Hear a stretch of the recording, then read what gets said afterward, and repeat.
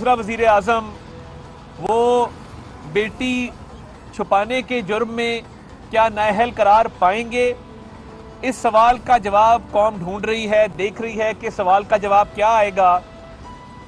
जो इमरान खान साहब की वकला हैं उनकी भरपूर कोशिश ये है कि इस केस को मेंटेनेबिलिटी के ग्राउंड्स पे और अदालत के दायरा इख्तियार को चैलेंज करने पे और इस अदालत से राह फरार इख्तियार करने पर तमाम तर तवज्जो उनकी मबजूल है, और वो इस बात का जवाब देना ही नहीं चाहते कि टिरियन जेड वाइट का क्या स्टेटस है। मैं पहले भी अर्ज कर चुका कि ये केस, इसका इखलाकियात से कोई ताल्लुक नहीं है, इसका मुरादी से कोई ताल्लुक नहीं है। पाकिस्तान का एक कानून है जिसके तहत तमाम पब्लिक ऑफिस होल्डर्स को अपना तमाम असासाजात, तमाम जायदाद, तमाम दौलत, इस सब को डिक्लेयर करना होता है इलेक्शन कमीशन ऑफ पाकिस्तान में भी और फेडरल बोर्ड ऑफ रेवेन्यू में भी।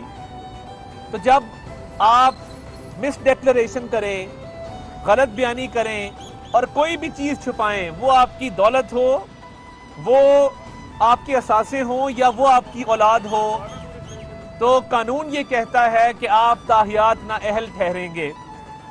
अब दायरा इख्तियार की जहाँ तक बात है, कोशिश की जा रही है कि इस मामले को ताख़ीर का शिकार किया जाए और दायरा इख्तियार को चैलेंज करते हुए इस कोर्ट से राह फरार इख्तियार की जाए। मगर देखिए, अगर इमरान खान साहब के पास कुछ छुपाने को नहीं है और अगर वो सादिक और अमीन हैं, जब पनामा की पिटिशन थी तो भाग भाग के अदालतों में खड़े होते थे कि बेटे से तनख्वाह नहीं ली, नाअहल कर दो।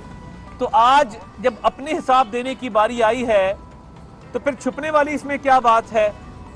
आज अदालत ने कहा कि एक रेफरेंस जो स्पीकर कौमी असेंबली के पास फाइल हुआ था, जिसमें ये कहा गया था कि इनको बेटी डिक्लेयर करनी चाहिए थी, उस पे भी बात हो और वो अदालत के सामने वो रेफरेंस पेश किया जाए।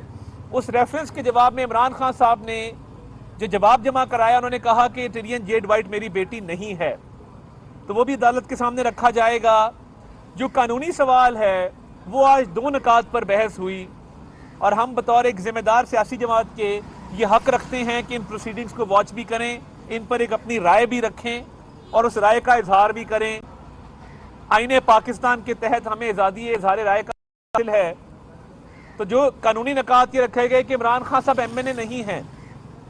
अब ये बड़े ताज्जुब की बात है कि एक तरफ आप अपने इस्तीफे वापस कर रहे हैं, आप कह रहे हैं हमें असेंबली में आने दें, और जब टिरियन जेड वाइट का सवाल उठता है तो आप कहते हैं कि नहीं, हम तो MNA हैं ही नहीं, तो हमारे से ये सवाल मत पूछा जाए। आपकी इतला के लिए अर्ज है कि जो शख्स पार्टी का चेयरमैन हो और MNA ना भी हो, वो इस कैटेगरी में फॉल करता है कि को वारंटों की रिट लाए करे और उसको ये जवाब देना होगा, वो पब्लिक ऑफिस होल्डर की कैटेगरी में आएगा।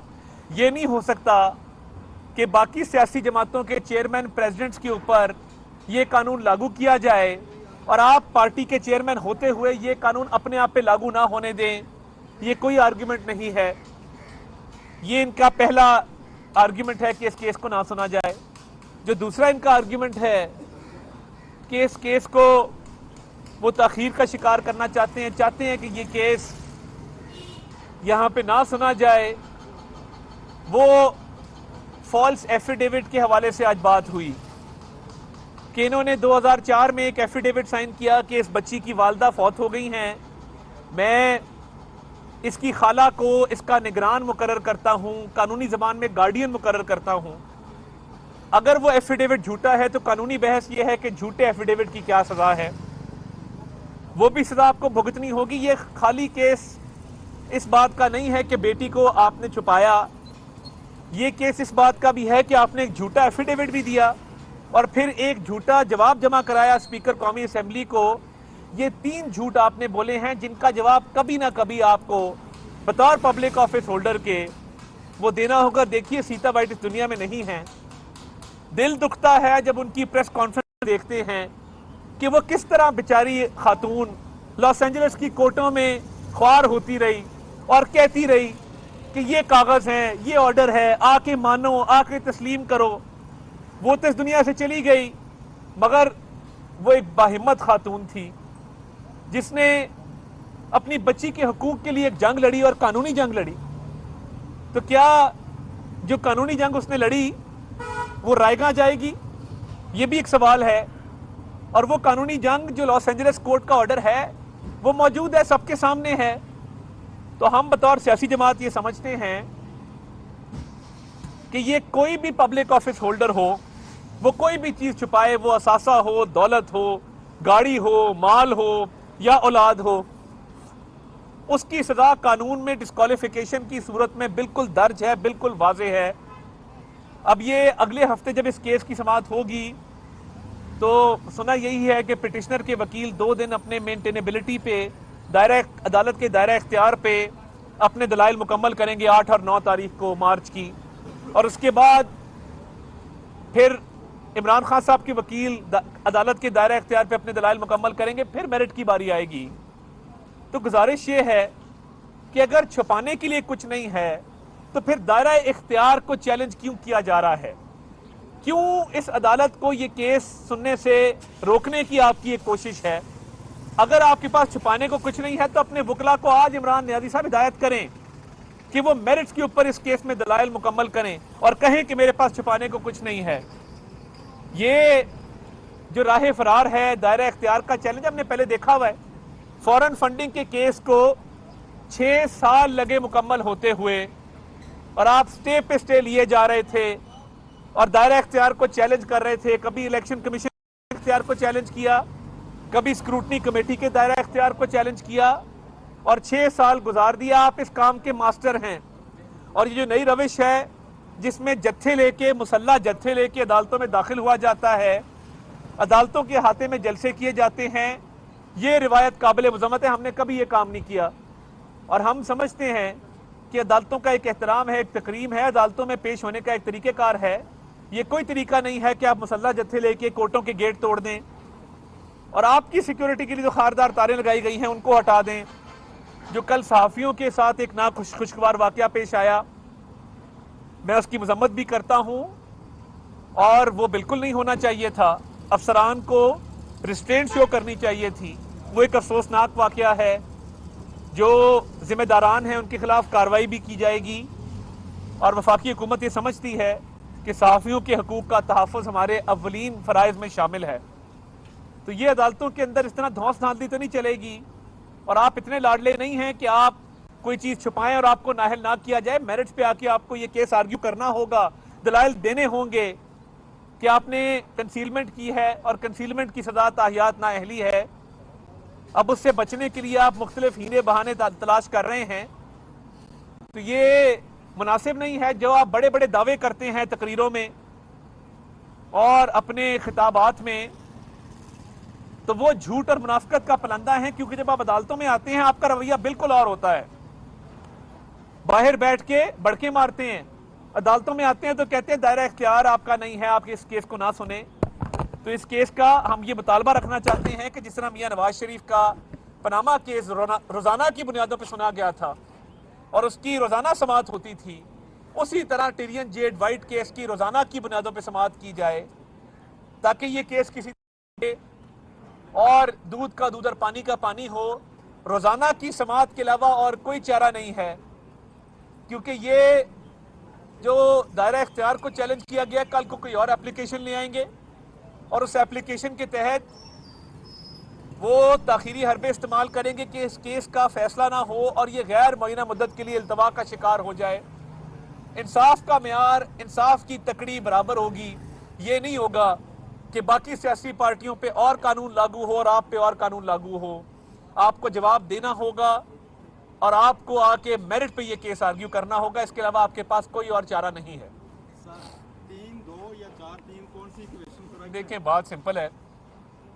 ہمارے نزدیک وہ 4-3 اس لیے ہے کہ اگر آپ فٹ نوٹ پڑھیں، جسٹس منصور علی شاہ صاحب اور جسٹس جمال مندوخیل صاحب نے واضح طور پہ یہ بات کی کہ ہم ان آرڈرز کی اور اس موقف کی تائید کرتے ہیں جو جسٹس یحییٰ افریدی نے اور جسٹس اطہر من اللہ نے پاس کیا. اور یہ بات یاد رہے کہ جسٹس اطہر من اللہ اور جسٹس یحییٰ افریدی نے بینچ سے علیحدگی کا فیصلہ نہیں کیا، چیف جسٹس کی صوابدید پہ چھوڑا اور ایک آرڈر پاس کیا. اب وہ جو آرڈر پاس کیا ہے وہ بالکل کلیئر ہے, اور جسٹس منصور علی شاہ اور جمال بندوخیل صاحب نے یہ لکھا ہے کہ اس آرڈر کو ہم اس کیس میں ریکارڈ کا حصہ بناتے ہیں. یہ بڑی اہم بات ہے. اگر آپ اس فٹ نوٹ کو پڑھیں تو انہوں نے ان دو جج صاحبان کے آرڈر کو ریکارڈ کا حصہ بنایا ہے. تو دائرہ اختیار نہیں تھا, اور دائرہ اختیار نہ ہونے سے جورسڈکشن جو ہے وہ ہائی کورٹ کی بنتی ہے, لاہور ہائی کورٹ کی اور پشاور ہائی کورٹ کی.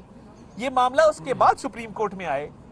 تو یہ جب 4 جج صاحبان اس معاملے پہ ایک آرڈر دے چکے ہیں, تو جو اٹارنی جنرل نے تشریح کی, جو وزیر قانون نے تشریح کی, وہ تشریح مقدم ہے کہ یہ 4-3 کا فیصلہ ہے, یہ 3-2 کا فیصلہ نہیں ہے.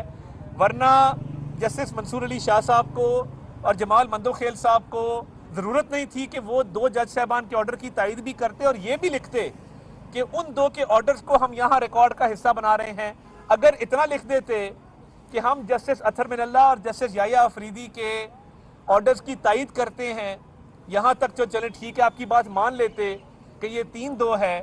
مگر جب یہ ساتھ کہا کہ ہم نہ صرف ان کے آرڈرز کی تائید کرتے ہیں, ان کے آرڈرز کو اس کیس میں ہم حصہ بنانا چاہتے ہیں اور ریکارڈ کا حصہ بنا رہے ہیں, تو پھر یہ 4-3 کا فیصلہ ہے. اس میں نہ کوئی ابہام ہے, نہ کوئی کنفیوژن ہے, یہ بالکل ایک واضح چیز ہے. 3-2 کے تحت صدر مملکت ایک صوبے میں الیکشن کی نئی ڈیٹ دے دیتے ہیں, پھر کیا؟ دیکھیں, صدر مملکت کے پاس وہ تو آرڈر ہی نہیں ہے کہ وہ 3-2 کے تحت وہ ڈیٹ دے دیں, جب ہم کہہ رہے ہیں 4-3 کا فیصلہ ہے.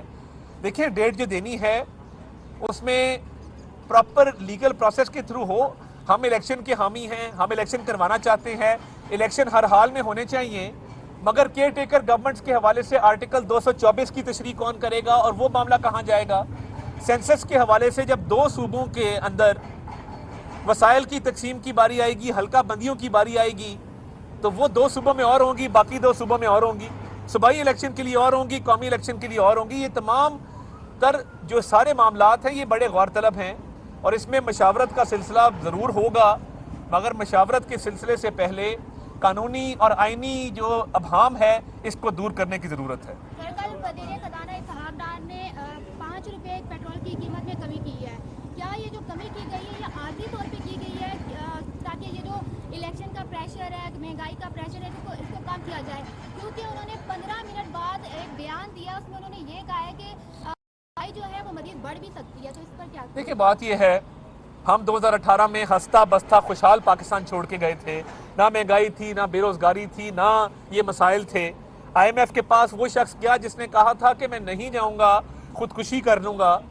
تو یہ تو اس کی شرائط پوری ہو رہی ہیں, مگر دن رات ہم کوشاں ہیں, ہمیشہ اس مملکت خدا داد کی خدمت کی ہے, اور اس پہ ہر طرح کی ایفرٹ کر کے اس کو بچایا بھی ہے, اس کو سنوارا بھی ہے. تو میرا خیال ہے کہ آنے والے دنوں میں حالات بہتر ہوں گے, اور اس قیمت کی کمی کا الیکشن سے کوئی تعلق نہیں. بہت شکریہ. Thank you.